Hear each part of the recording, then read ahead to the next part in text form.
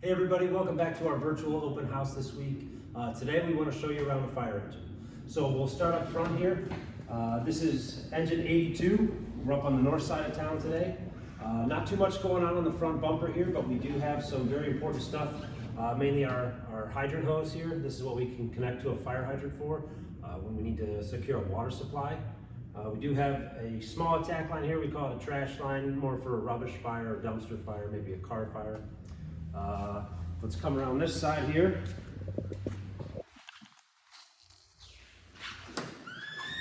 Up here, this is where the driver sits. So this is my seat today. Kind of looks like a car. It has gauges, has a steering wheel. Drives a little bit differently than your car at home. It's about 38 feet long, probably about 9 feet wide. So a little bit bigger. Takes some getting used to. You do have to have a special driver's license to operate this.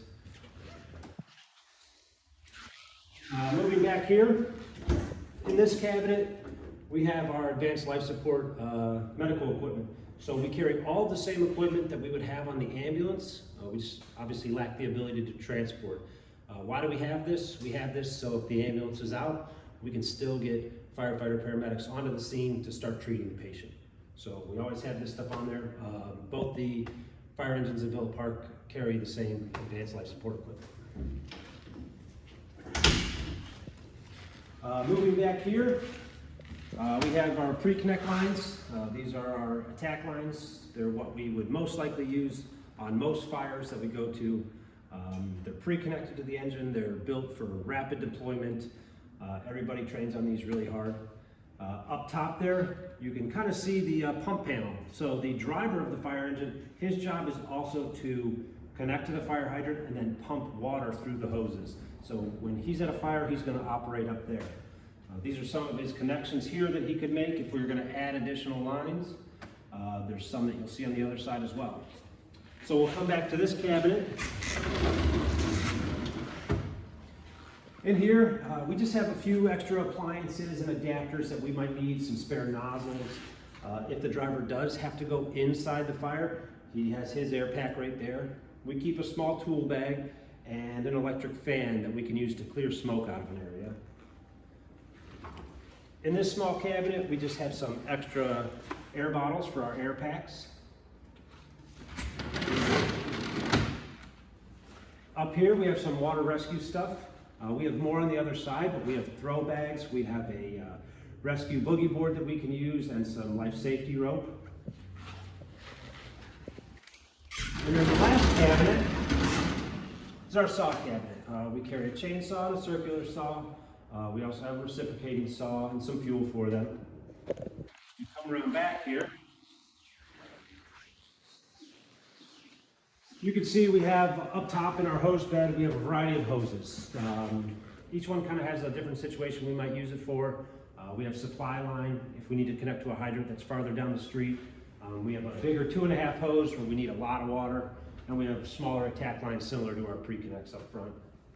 In this cabinet, we carry other things we might need. Traffic cones, some spare lighting, a generator if we need a portable power supply when we're on a scene. We have a high-rise bag. This would go into any building that we are using a standpipe connection. And then a hydrant bag for the back. Sometimes we do connect for a water supply off the back of the vehicle. So now my friend Alex is going to show you the officer side of the engine. Hey there, Villa Park. My name's Firefighter Alex. I'm the newest member here at Villa Park Fire Department, and I'm going to continue where Blaze left off and keep showing you around engine 82. So in this back cabinet here, we have our ladders. We can use those for various different uses on a fire ground, getting up onto roofs, things like that. We have various different sizes. We also have our pike pulls up here that we can utilize also for a lot of things, but we use them a lot to remove ceiling in somebody's residence to check for fire and things like that. Moving around to the side here. In this cabinet we have our extrication equipment. If someone gets into an accident and is maybe trapped and can't get out, we can use these to rescue them. Up here we have our struts. We use those to stabilize a vehicle, keep it from moving if we don't want it to. We have our ram here that can be used to spread things apart. We have our glass cutting kit we can use to remove a windshield if need be. And down here we have our spreaders and our cutters. You may have heard these called the jaws of life, so we can use those to remove the door of a vehicle or possibly a roof if need be. Moving on down, next cabinet here, we kind of have an assortment of tools and kits and things like that. We have a lot of hand tools here, bolt cutters, cable cutters, door spreaders, things like that. And this kit here is our forcible entry kit. If you lock yourself out of your house, maybe you left your stove on, something like that, we can use that to get into your resident and hopefully not damage anything. And over here we have our sprinkler kit and our lockout tagout kit.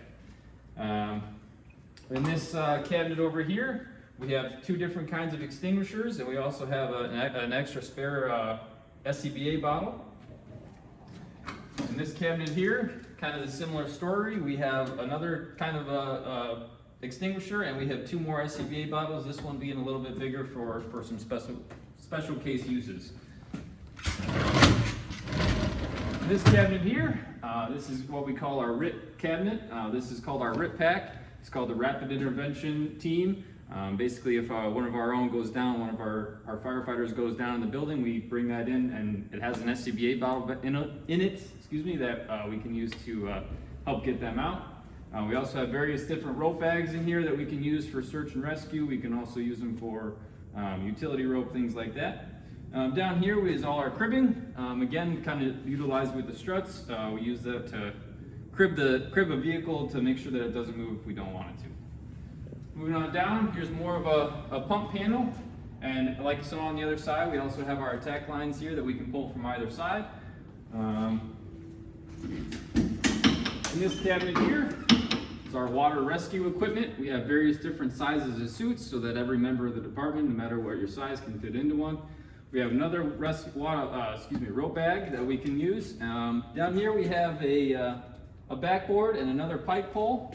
And we also have two various different kinds of extinguishers in there as well. So, moving into the cab here.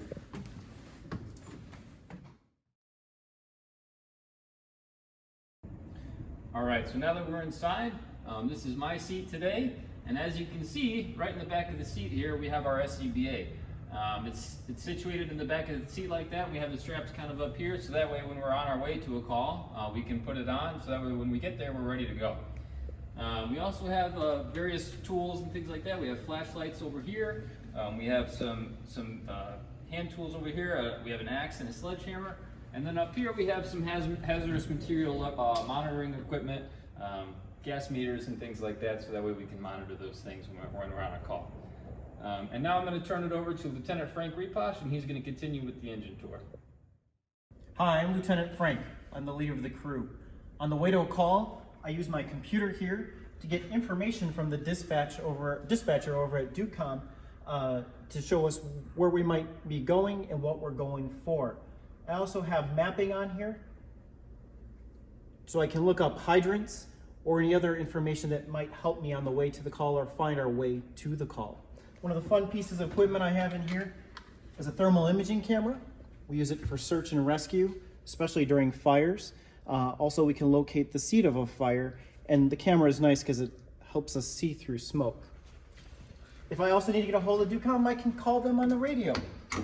We have radios in every rig, and we're able to talk to them and relay information back and forth.